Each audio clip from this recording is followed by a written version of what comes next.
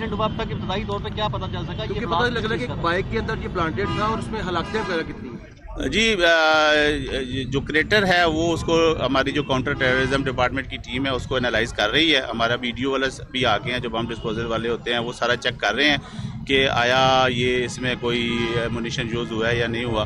وہ جو بھی سچویشن ڈیولپ ہوگی بعد میں ہم آپ سے شیئر کر لیں گے. ابھی تک سر دست یہی ہے کہ جو اس میں 20 کے قریب لوگ انجرڈ ہوئے ہیں ان کو ہم نے ہاسپٹل شفٹ کر لیا ہے اور ابھی ہماری ٹیکنیکل ٹیم اس کو انالیسس کر رہی ہے اس کا. اگر کوئی ہلاکتوں کا پتہ چلا, اور دوسرا اب تک جو موقع سے شواہد ملے ہیں اس کی بنا پر آپ نے کچھ تو دیکھا ہوگا, کچھ تو انالیسس کیا ہوگا کہ کیا یہ چیز کیا تھی؟ جی دیکھیں کریٹر موجود ہے, کریٹر سے نوعیت تو لگ رہی ہے کہ بلاسٹ ہوا ہے, لیکن جو بھی ٹیکنیکل ایویڈنس ہے وہ ٹیکنیکل ٹیم ہماری اکٹھا کر رہی ہے اور اس کی بیس پہ ہی ہم حتمی تعین کریں گے. اچھا سر, یہ بھی بتا دیجیے گا جس طرح یہ موٹر سائیکل پڑی ہے اس سے اس بات کو تقویت ملتی ہے کہ موٹر سائیکل جو ہے وہ استعمال کی گئی ہے اس دھماکے میں؟